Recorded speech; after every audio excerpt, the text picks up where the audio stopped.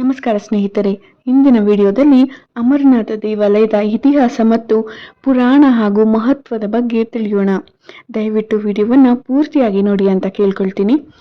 ಅಮರನಾಥ ದೇವಾಲಯವು ಭಾರತದ ಜಮ್ಮು ಮತ್ತು ಕಾಶ್ಮೀರ ಕೇಂದ್ರಾಡಳಿತ ಪ್ರದೇಶದ ಅನಂತನಾಗ್ ಜಿಲ್ಲೆಯ ಹಿಮಾಲಯದಲ್ಲಿ ಸಮುದ್ರ ಮಟ್ಟದಿಂದ 12,756 ಅಡಿ ಎತ್ತರದಲ್ಲಿದೆ. ಇದು ತನ್ನ ಸ್ವಯಂಭೂ ಲಿಂಗವಾಗಿ ಪೂಜಿಸಲಾಗುತ್ತದೆ. ಜೂನ್ ಅಂತ್ಯದಿಂದ ಆಗಸ್ಟ್ ಆರಂಭದವರೆಗೆ ದೇವಾಲಯವು ಪ್ರವಾಸಿಗರಿಗೆ ತೆರೆದಿರುತ್ತದೆ. ಪ್ರತಿ ವರ್ಷ ಒಟ್ಟು ಅವಧಿ ಬದಲಾಗುತ್ತದೆ. ಇಲ್ಲಿ 500,000ಗಿಂತಲೂ ಹೆಚ್ಚು ಯಾತ್ರಿಕರು ಈ ದೇವಾಲಯಕ್ಕೆ ಭೇಟಿ ನೀಡುತ್ತಾರೆ. ಹಿಂದೂ ಪುರಾಣಗಳ ಪ್ರಕಾರ ಅಮರೇಶ್ ಮತ್ತು ಅಮರೇಶ್ವರ ಎಂದು ಕರೆಯಲ್ಪಡುವ ಅಮರನಾಥ ಗುಹೆಯು ಶಿವನು ಮತ್ತು ಪತ್ನಿ ಪಾರ್ವತಿ ದೇವಿಗೆ ಅಮರಕಥಾ ಎಂದು ಕರೆಯಲ್ಪಡುವ ಅಮರತ್ವದ ರಹಸ್ಯವನ್ನು ಬಹಿರಂಗಪಡಿಸಿದ ಸ್ಥಳವಾಗಿದೆ. ಅಮರನಾಥ್ ಎಂಬ ಹೆಸರು ಅಮರ ದೇವರು ಎಂದು ಅನುವಾದಿಸುತ್ತದೆ. ಇದು ಶಿವನ ಅನೇಕ ಹೆಸರುಗಳಲ್ಲಿ ಒಂದಾಗಿದೆ. ಪುನರ್ಜನ್ಮದ ಚಕ್ರದಲ್ಲಿ ಸಂಸಾರದಲ್ಲಿ ಸಿಲುಕಿಕೊಂಡ ಕುತೂಹಲಕಾರಿ ಪಾರ್ವತಿಯು ಶಿವನನ್ನು ತನ್ನ ಅಮರತ್ವದ ರಹಸ್ಯವನ್ನು ಬಹಿರಂಗಪಡಿಸಲು ಕೇಳಿದಳು ಎಂದು ದಂತಕಥೆಯು ವಿವರಿಸುತ್ತದೆ. ಶಿವನು ಒಪ್ಪಿದನು ಮತ್ತು ರಹಸ್ಯವನ್ನು ಹಂಚಿಕೊಳ್ಳಲು ಏಕಾಂತ ಒಪ್ಪಿದನು. ಆ ರಹಸ್ಯವನ್ನು ಹಂಚಿಕೊಳ್ಳಲು ಏಕಾಂತ ಅಮರನಾಥ ಗುಹೆಯನ್ನು ಆರಿಸಿಕೊಂಡನು. ಅಮರತ್ವದ ಜ್ಞಾನವು ಸೃಷ್ಟಿಯ ನೈಸರ್ಗಿಕ ಕ್ರಮವನ್ನು ಅಡ್ಡಿಪಡಿಸುತ್ತದೆ ಎಂದು ನಂಬಲಾಗಿರುವುದರಿಂದ ಬೇರೆ ಯಾರು ಪ್ರವಚನವನ್ನು ಕೇಳದಂತೆ ನೋಡಿಕೊಳ್ಳಲು ಅವನು ಸಮಾಧಿಯನ್ನು ಪ್ರವೇಶಿಸಿದನು ಮತ್ತು ಪವಿತ್ರ ಬೆಂಕಿಯಾದ ಕಾಲಾಗ್ನಿಯನ್ನು ಸೃಷ್ಟಿಸಿದನು. ಆದಾಗ್ಯೂ ಗುಹೆಯಲ್ಲಿ ವಾಸಿಸುವ ಒಂದು ಜೋಡಿ ಪಾರಿವಾಳಗಳು ಅಜಾಗರೂಕತೆಯಿಂದ ರಹಸ್ಯವನ್ನು ಕೇಳಿದವು. ಪಾರಿವಾಳಗಳು ಅಮರವಾದವು ಎಂದು ಹೇಳಲಾಗುತ್ತದೆ ಮತ್ತು ಸಹ ಯಾತ್ರಿಕರು ಇಂದಿಗೂ ಗುಹೆಯೊಳಗೆ ಅವುಗಳನ್ನು ಗುರುತಿಸಬಹುದು. ಇದನ್ನು ದೈವಿಕ ಆಶೀರ್ವಾದವೆಂದು ಪರಿಗಣಿಸಲಾಗಿದೆ. ಈ ದಂತಕಥೆಯು ಗುಹೆಯ ಪಾವಿತ್ರ್ಯತೆಯನ್ನು ಒತ್ತಿ ಹೇಳುತ್ತದೆ. ಇದನ್ನು ಹಿಂದೂ ಯಾತ್ರಾ ಸ್ಥಳವೆಂದೇ ಗುರುತಿಸುತ್ತಾರೆ. ಈ ಗುಹೆಯನ್ನು ಶಕ್ತಿಪೀಠಗಳಲ್ಲಿ ಒಂದೆಂದು ಪರಿಗಣಿಸಲಾಗಿದೆ. ಸತೀದೇವಿಯ ಸ್ವಯಂ ದಹನದ ನಂತರ ಅವಳ ವಿವಿಧ ಭಾಗಗಳು ಬಿದ್ದವು ಎಂದು ನಂಬಲಾದ ಪವಿತ್ರ ಸ್ಥಳಗಳಿವು. ಪ್ರತಿಯೊಂದು ಪೀಠವನ್ನು ದೈವಿಕ ಸ್ತ್ರೀ ಶಕ್ತಿ ಅಥವಾ ಶಕ್ತಿಯ ಸ್ಥಾನವೆಂದು ಪರಿಗಣಿಸಲಾಗುತ್ತದೆ. ಅಮರನಾಥ ಗುಹಾ ದೇವಾಲಯದ ಇತಿಹಾಸವು ಪ್ರಾಚೀನ ಗ್ರಂಥಗಳು ಮತ್ತು ಸ್ಥಳೀಯ ಸಂಪ್ರದಾಯಗಳಲ್ಲಿ ಬೇರೂರಿದೆ. ಇದರ ಆರಂಭಿಕ ಉಲ್ಲೇಖವು ಕಾಶ್ಮೀರದ ಜನರ ಧಾರ್ಮಿಕ ಜೀವನವನ್ನೇ ವಿವರಿಸುವ ಪಠ್ಯವಾದ ನೀಲಮತ ಪುರಾಣದಲ್ಲಿ ಕಂಡುಬರುತ್ತದೆ. ಇತರ ಉಲ್ಲೇಖಗಳು ಭೃಗು ಋಷಿ ಭೃಗುವಿಗೆ ಸೇರಿದ ಜ್ಯೋತಿಷ್ಯ ಗ್ರಂಥವಾದ ಭೃಗು ಸಂಹಿತ ಮತ್ತು ಅಮರನಾಥ ಮಹತ್ವಾದ್ಯಂತ ಪಠ್ಯಗಳಲ್ಲಿ ಕಂಡುಬರುತ್ತವೆ. ಇತಿಹಾಸಕಾರರಾದ ಕಲ್ನಾಣ ಬರೆದ 12ನೇ ಶತಮಾನದ ವೃತ್ತಾಂತ ರಾಜತರಂಗಿಣಿ ಕಾಶ್ಮೀರದ ಆಡಳಿತಗಾರ ಸಂಧಿಮತಿ ಹಿಮಲಿಂಗವನ್ನು ಭೇಟಿ ಮಾಡಿದನೆಂದು ದಾಖಲಿಸುತ್ತವೆ. ಕಾಶ್ಮೀರದ ಜಾನಪದ ಕಥೆಗಳು ಬೂಟಾ ಮಲ್ಲಿಕ್ ಎಂಬ ಕುರುಬನು ಈ ಗುಹೆಯನ್ನು ಕಂಡುಹಿಡಿದಿದ್ದನ್ನು ವಿವರಿಸುತ್ತದೆ. ದಂತಕಥೆಯ ಪ್ರಕಾರ ಒಬ್ಬ ಋಷಿ ಮಲ್ಲಿಕ್ಗೆ ಒಂದು ಚೀಲ ಕಲ್ಲಿದ್ದಲನ್ನು ಕೊಟ್ಟನು. ಅದು ಕುರುಬ ಮನೆಗೆ ತಲುಪಿದಾಗ ಚಿನ್ನವಾಯಿತು. ಮಲ್ಲಿಕ್ ಋಷಿಗೆ ಧನ್ಯವಾದ ಹೇಳಲು ಹಿಂತಿರುಗಿದನು. ಆದರೆ ನೈಸರ್ಗಿಕವಾಗಿ ರೂಪುಗೊಂಡು ಮಂಜುಗಡ್ಡೆಯ ಲಿಂಗವನ್ನು ಹೊಂದಿರುವ ಪವಿತ್ರ ಗುಹೆಯನ್ನು ಮಾತ್ರ ಕಂಡುಕೊಂಡನು. ಅವನು ತನ್ನ ಆವಿಷ್ಕಾರವನ್ನು ಗ್ರಾಮಸ್ಥರೊಂದಿಗೆ ಹಂಚಿಕೊಂಡನು.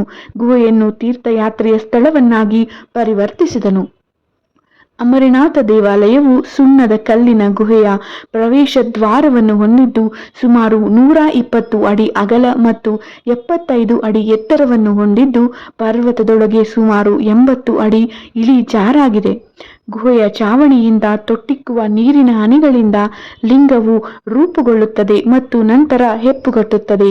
ಲಿಂಗವು ಮಂಜುಗಡ್ಡೆಯಿಂದ ಮಾಡಲ್ಪಟ್ಟಿರುವುದರಿಂದ ಭಕ್ತರು ಇದನ್ನ ಬಾಬಾ ಬರ್ಫಾನಿ ಎಂದು ಕರೆಯುತ್ತಾರೆ. ಇದರ ಗಾತ್ರವು ಮೇ ನಿಂದ ಆಗಸ್ಟ್ ವರೆಗೆ ಕ್ರಮೇಣ ಹೆಚ್ಚಾಗುತ್ತದೆ ಮತ್ತು ಸಾಂಪ್ರದಾಯಿಕವಾಗಿ ಚಂದ್ರನ ಹಂತಗಳೊಂದಿಗೆ ಮೇಣ ಮತ್ತು ಕ್ಷೀಣಿಸುತ್ತದೆ ಎಂದು ನಂಬಲಾಗಿದೆ. ಆ ದಿನದಂದು ಅಂದರೆ ಶ್ರಾವಣದ ಹುಣ್ಣಿಮೆಯ ದಿನದಂದು ಆದಂತಹ ಉತ್ತುಂಗವನ್ನು ತಲುಪುತ್ತದೆ. 2 ಸಣ್ಣ ಹಿಮ ರಚನೆಗಳು ಪಾರ್ವತಿ ಮತ್ತು ಗಣೇಶನನ್ನೇ ಪ್ರತಿನಿಧಿಸುತ್ತವೆ. ಅಮರನಾಥ ಯಾತ್ರೆಯ ಅತ್ಯಂತ ಪ್ರಸಿದ್ಧ ಕಥೆಯು ಸಂಸ್ಕೃತ ಪಠ್ಯವಾದ ಭೃಂಗೇಶ ಸಂಹಿತದಲ್ಲಿ ಕಂಡುಬರುತ್ತದೆ. ಭೃಂಗೇಶ ಋಷಿಯು ತನ್ನ ಶಿಷ್ಯರಿಗೆ ಅಮರನಾಥ ಗುಹೆಯ ಮಹತ್ವವನ್ನ ಹೇಗೆ ಕಲಿಸಿದನು ಮತ್ತು ಲಿಂಗವನ್ನು ಭೇಟಿ ಮಾಡಲು ಮಾರ್ಗದರ್ಶನ ನೀಡಿದನು ಎಂಬುದನ್ನು ಇದು ವಿವರಿಸುತ್ತದೆ. ಯಾತ್ರಿಕರು ಅಂದರೆ ರಾಕ್ಷಸರಿಂದ ಬೆದರಿಕೆಗಳನ್ನು ಎದುರಿಸಿದಾಗ ಭೃಂಗೇಶನು ಶಿವನನ್ನು ಪ್ರಾರ್ಥಿಸಿದನು. ಅವನು ರಕ್ಷಣೆಗಾಗಿ ಅವನಿಗೆ ಬೆಳ್ಳಿ ಗದೆಯನ್ನು ಉಡುಗೊರೆಯನ್ನಾಗಿ ನೀಡಿದನು. ಈ ಗದೆಯು ನಂತರ ಚಾರಿ ಮುಬಾರಕ್ ಎಂದು ಕರೆಯಲ್ಪಟ್ಟಿತ್ತು. ಯಾತ್ರೆಯ ಕೇಂದ್ರ ಬಿಂದುವಾಗಿದೆ. ಇದು ವಾರ್ಷಿಕವಾಗಿ ಆಗಸ್ಟ್ ಹುಣ್ಣಿಮೆಯೆಂದು ಆಚರಿಸಲಾಗುವ ರಕ್ಷಾಬಂಧನದ ಸಮಯದಲ್ಲಿ ಕೊನೆಗೊಳ್ಳುತ್ತದೆ. ಈ ಘಟನೆಯನ್ನು ಗುಹೆಗೆ ಗದೆಯನ್ನು ಕೊಂಡೊಯ್ಯುವ ವಿದ್ಯುಕ್ತ ಮೆರವಣಿಗೆಯಿಂದ ಗುರುತಿಸುತ್ತಾರೆ. ಇದನ್ನು ಅದರ ಪಾಲಕನ ನೇತೃತ್ವದಲ್ಲಿ ಮತ್ತು ಸಾಧುಗಳು ಮತ್ತು ಬೋಲೆ ಎಂದು ಕರೆಯಲ್ಪಡುವ ಶಿವನಿಗೆ ಮಂತ್ರಗಳನ್ನು ಪಠಿಸುವ ಭಕ್ತರೊಂದಿಗೆ, ಉದಾಹರಣೆಗೆ ಬಂ ಬಂ ಬೋಲೆ ಎಂದು ಜೊತೆಗೂಡಲಾಗುತ್ತದೆ. ಯಾತ್ರಿಕರು ದೇವಾಲಯಕ್ಕೆ ಹೋಗಲು 2 ಪ್ರಾಥಮಿಕ ಮಾರ್ಗಗಳನ್ನು ಬಳಸುತ್ತಿದ್ದಾರೆ. ಪಹಲ್ಗಾಮ್ನಿಂದ 28 ಮೈಲಿ ಚಾರಣ ಅಥವಾ ಬಲ್ಚಾಂಡ್ನಿಂದ 9 ಮೈಲಿ ಮಾರ್ಗ. ಭೂಪ್ರದೇಶವು ಸವಾಲಿನದ್ದಾಗಿದ್ದು ಎತ್ತರದ ಬೇಡಿಕೆಯನ್ನು ಹೊಂದಿದ್ದರೂ ಚಾಲನೆ ಮಾಡಬಹುದಾದ ರಸ್ತೆಗಳು, ವೈದ್ಯಕೀಯ ಸೌಲಭ್ಯಗಳು ಮತ್ತು ಕೆಲವು ವರ್ಷಗಳಲ್ಲಿ ಹೆಲಿಕಾಪ್ಟರ್ ಸೇವೆಗಳಂತಹ ಸುಧಾರಣೆಗಳನ್ನು ತೀರ್ಥಯಾತ್ರೆಯನ್ನು ಸುರಕ್ಷಿತವಾಗಿಸಿವೆ. ದೇವಾಲಯವನ್ನು ತಲುಪಲು ಯಾತ್ರಿಕರು ಹೆಚ್ಚಾಗಿ ಕುದುರೆಗಳು, ಹೆಸರುಗತ್ತೆಗಳು ಮತ್ತು ಪಲ್ಲಕ್ಕಿಗಳನ್ನು ಬಳಸುತ್ತಾರೆ. ಸುರಕ್ಷತೆ ಮತ್ತು ಪರಿಣಾಮಕಾರಿ ಜನಸಂದಣಿ ನಿರ್ವಹಣೆಯನ್ನು ಖಚಿತಪಡಿಸಿಕೊಳ್ಳಲು ಎಲ್ಲ ಯಾತ್ರಿಕರಿಗೂ ಶ್ರೀ ಅಮರನಾಥ ದೇವಾಲಯ ಮಂಡಳಿಯಲ್ಲಿ ನೋಂದಾಯಿಸಿಕೊಳ್ಳಬೇಕು. ಸುರಕ್ಷತಾ ಮಾರ್ಗಸೂಚಿಗಳನ್ನು ಪಾಲಿಸಬೇಕು ಮತ್ತು ಟ್ರ್ಯಾಕಿಂಗ್ ಮತ್ತು ಭದ್ರತೆಗಾಗಿ ರೇಡಿಯೋ ಫ್ರೀಕ್ವೆನ್ಸಿ ಐಡೆಂಟಿಫಿಕೇಶನ್ ಟ್ಯಾಗ್ಗಳನ್ನು ಸಹ ಹೊಂದಿರಬೇಕು. ಪಾರ್ವತಿ ದೇವಿಯು ಇದೇ ಸ್ಥಳದಲ್ಲೇ ಪ್ರಶ್ನೆಯೊಂದನ್ನು ಕೇಳಿದ್ದಾಳೆ. ನೀಲ್ಮತ್ ಪುರಾಣ ಮತ್ತು ಶಿವಪುರಾಣದಲ್ಲಿ ಪಾರ್ವತಿಯು ಶಿವನಿಗೆ ಕೇಳಿದ ಪ್ರಶ್ನೆಯ ಕುರಿತು ಉಲ್ಲೇಖಿಸಲಾಗಿದೆ.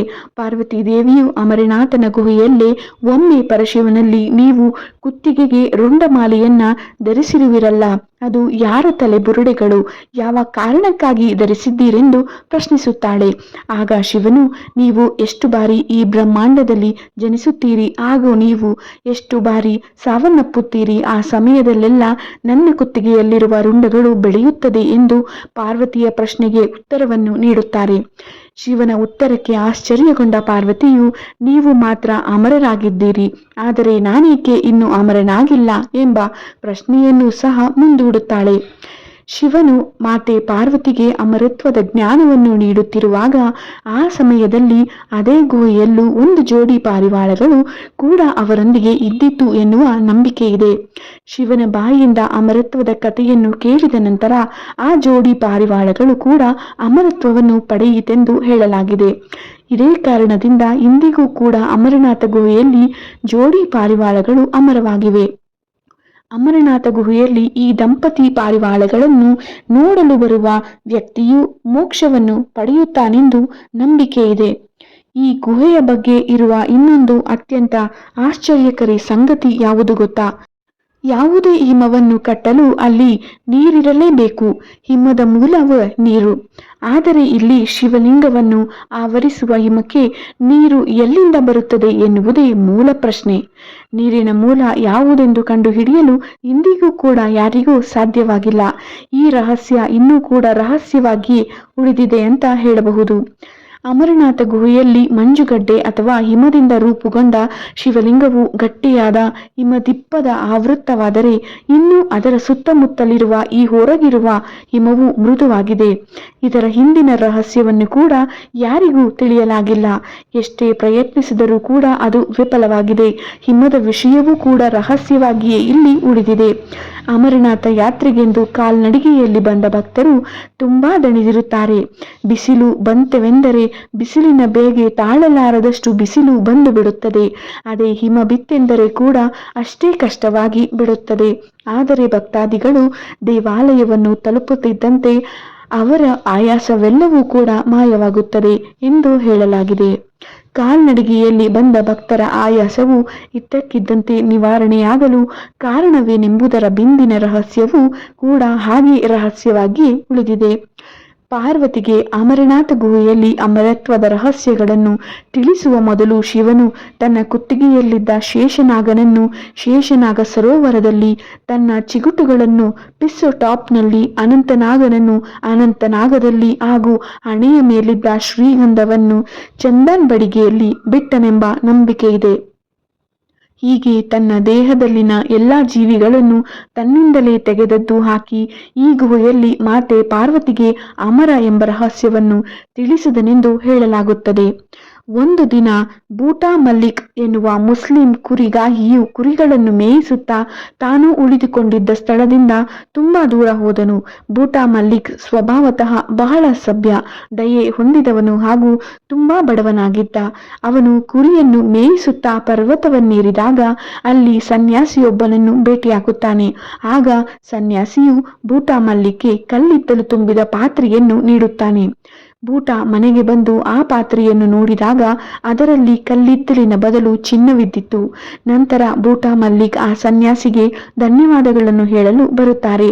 ಆದರೆ ಆ ಸನ್ಯಾಸಿಯು ಅಲ್ಲಿ ಕಾಣಿಸುವುದಿಲ್ಲ. ಅವರ ಬದಲು ಆ ಸ್ಥಳದಲ್ಲಿ ಒಂದು ಗುಹೆ ಕಾಣಿಸಿತ್ತು.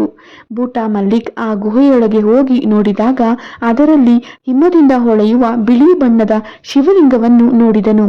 ಅದೇ ಕೂಡಲೇ ಬೂಟಾ ಮಲ್ಲಿಕ್ ಅದನ್ನು ಅಲ್ಲಿನ ಗ್ರಾಮಸ್ಥರಿಗೆ ತಿಳಿಸುತ್ತಾರೆ ಮತ್ತು ಈ ಘಟನೆ ನಡೆದು 3 ವರ್ಷಗಳ ಬಳಿಕ ಅಮರನಾಥನ ಮೊದಲ ಯಾತ್ರೆಯು ಆರಂಭವಾಗಿತ್ತು. ಅಂದಿನಿಂದ ಇಂದಿಗೂ ಅಮರನಾಥ ಯಾತ್ರೆ ಪವಿತ್ರವೆಂಬ ನಂಬಿಕೆ ಇದೆ. ಬೂಟಾ ಮಲ್ಲಿಕ್ ವಂಶಸ್ಥರು ಗುಹೆಯನ್ನು ಮತ್ತು ಶಿವಲಿಂಗವನ್ನು ನೋಡಿಕೊಳ್ಳುತ್ತಿದ್ದಾರೆ. ಪಾರ್ವತಿ ದೇವಿಗೆ ಅಮರನಾಥ ಕಥೆಯನ್ನು ಹೇಳಲು ಶಿವನು ಗುಹೆಯೊಳಗೆ ಪ್ರವೇಶಿಸುತ್ತಾನೆ. ಆಗ ಗುಹೆಯಲ್ಲಿರುವ ಜೀವಿಗಳನ್ನು ನೋಡಿ ಕಾಲ್ನಗ್ನಿಯಲ್ಲಿ ಕರೆದು ಆ ಜೀವಿಗಳನ್ನೆಲ್ಲ ನಾಶ ಮಾಡುವಂತೆ ಹೇಳುತ್ತಾನಂತೆ.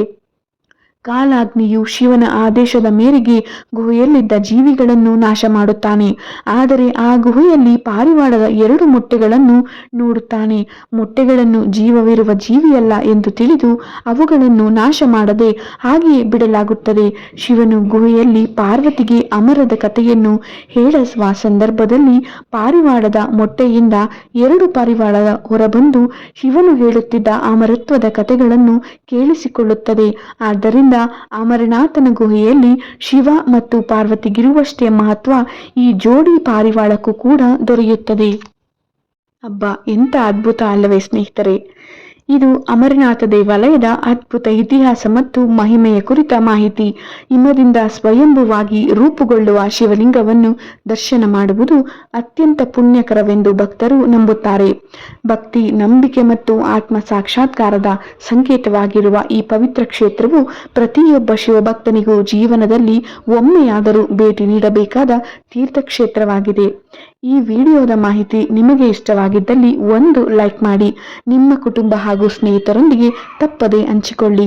ನಮ್ಮ ರಮ್ಯಾ ಭಕ್ತಿಧ್ವನಿ ಯೂಟ್ಯೂಬ್ ಚಾನೆಲ್ಗೆ ಹೊಸಬರಾಗಿದ್ದರೆ ಸಬ್ಸ್ಕ್ರೈಬ್ ಮಾಡಿ, ಬೆಲ್ ಐಕಾನ್ ಒತ್ತುವುದನ್ನು ಮರೆಯಬೇಡಿ. ಇಂತಹ ಇನ್ನಷ್ಟು ದೇವಾಲಯಗಳ ಇತಿಹಾಸ, ವ್ರತಗಳ ಮಹತ್ವ ಹಾಗೂ ಧಾರ್ಮಿಕ ಮಾಹಿತಿಗಾಗಿ ನಮ್ಮೊಂದಿಗೆ ಸದಾ ಇರಿ. ಓಂ ನಮಃ ಶಿವಾಯ. ಹರ ಹರ ಮಹಾದೇವ. ಧನ್ಯವಾದಗಳು.